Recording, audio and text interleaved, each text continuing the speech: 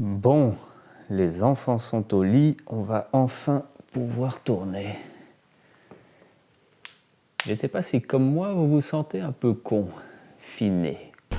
Bonjour à tous, j'espère que vous allez bien. Pour ma part, tout roule, j'ai 238 rouleaux de PQ en stock, il peut rien m'arriver. Eh bien, ça faisait longtemps que j'avais envie de relancer cette chaîne YouTube, mais entre les activités professionnelles et les enfants, c'était un petit peu compliqué de dégager du temps. Mais grâce au confinement, on va pouvoir enfin réaliser un petit épisode à domicile. Bon, évidemment, comme je prends les réglementations gouvernementales très au sérieux, je ne suis pas allé filmer dehors, je ne suis pas allé aux archives, du coup, je vais illustrer cette vidéo avec les moyens du bord. Vous remarquerez donc aussi que exit le fond noir, on est dans mon salon, je me suis dit que ce serait un petit peu plus intime. Mais gardez tout de même une distance de sécurité, car aujourd'hui, on va parler de la peste. Car entre la peste et le choléra, j'ai choisi la peste.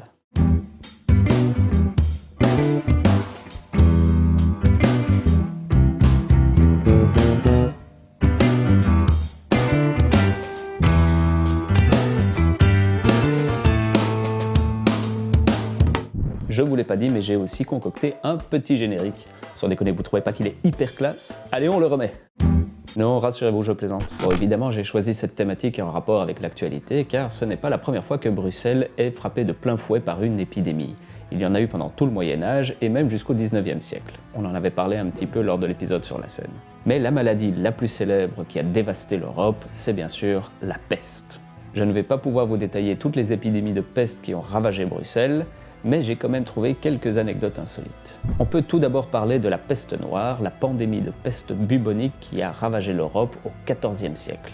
Entre 1346 et 1352, on estime qu'elle a fait plus de 25 millions de morts en Europe, ce qui à l'époque représentait 30 à 50% de la population européenne.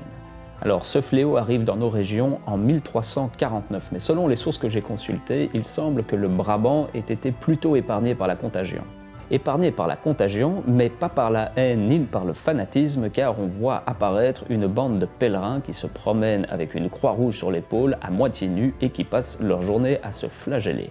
Alors chacun sa culture, on juge pas, et ces sympathiques pèlerins vont enthousiasmer les masses pour s'en prendre aux Juifs et se déchaîner contre eux, car ils les accusent de propager la peste en empoisonnant les fontaines. Alors il y avait un nombre de Juifs assez important à Bruxelles à l'époque. Le duc de Brabant, Jean III, s'était pris d'affection pour l'un d'entre eux et les avait tous placés sous sa protection. Et comme les flagellants savaient qu'ils n'obtiendraient pas la permission du duc de s'en prendre aux Juifs, ils décidèrent donc d'aller demander la permission plutôt à son fils, le prince Henri. Alors ce dernier leur dit en substance: ouais, allez-y, tuez-les, j'irai demander pardon à papa, c'est pas grave. Et c'est ainsi qu'environ 500 juifs furent massacrés à Bruxelles en 1349.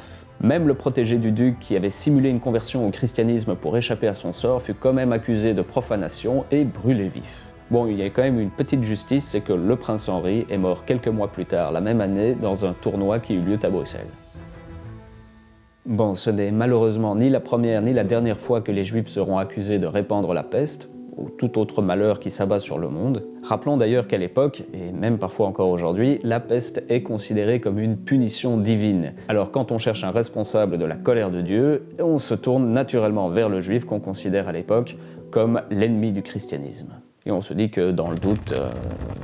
Avançons un petit peu dans le temps et arrêtons-nous à la fin du XVe siècle. Si la peste de 1349 avait plutôt épargné la ville, on ne peut pas en dire autant de celle qui frappa Bruxelles en 1489. En effet, la peste survient après une guerre civile qui avait ensanglanté la ville, et elle fera place à une famine extrêmement meurtrière elle aussi. Bruxelles perdra, selon les sources que j'ai consultées, jusqu'à 33 000 de ses habitants. Mais de ces temps particulièrement difficiles, nous est restée une histoire assez amusante. C'est l'histoire du père Thierry et de la bière bénite. Alors rassurez-vous, c'est pas du tout le titre d'une blague de merde. Le père Thierry était un religieux du couvent des Frères Mineurs. Le couvent des Frères Mineurs était un couvent franciscain établi en 1238 sur l'emplacement actuel de la Bourse. Vous pouvez d'ailleurs en voir aujourd'hui les vestiges archéologiques le long du bâtiment. Quand je dis aujourd'hui, c'est une expression « restez chez vous de grâce ». Notons que selon d'autres sources, le père Thierry venait plutôt du couvent franciscain de Boutendal, situé sur le site du parc Bruckmann. Mais peu importe. Étant donné que la peste avait fait énormément de victimes dans le clergé bruxellois, c'est-à-dire qu'en gros tous les curés de la ville étaient morts, le père Thierry demanda à ses supérieurs la permission de pouvoir aller s'occuper des malades et des mourants. Permission qui lui fut accordée. Il installa donc une tente sur la Grand Place où il y installa un autel pour pouvoir prodiguer les sacrements aux malades qui se présenteraient. Bon, et le type était quand même assez courageux parce que pour les malades qui n'étaient pas capables de se déplacer, eh bien il se rendait à leur domicile. Il faisait ça d'ailleurs avec son sacristain qui le précédait avec une lanterne et une clochette.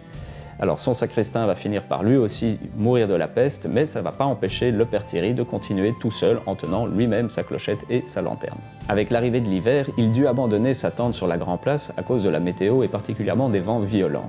On dit alors qu'il trouva refuge dans une brasserie qui s'appelait alors Le Faucon.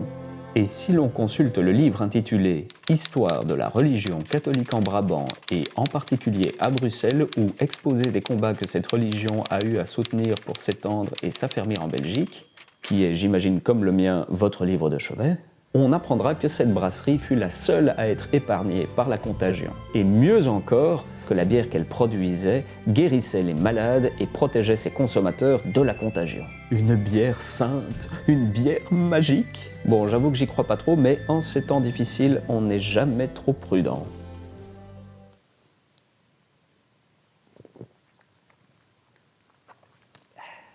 Entre le XIVe et le XVIIe siècle, la peste va ravager l'Europe à intervalles réguliers, à peu près tous les 15 ans. La dernière grande peste à frapper Bruxelles eut lieu au XVIIe siècle, entre 1667 et 1669.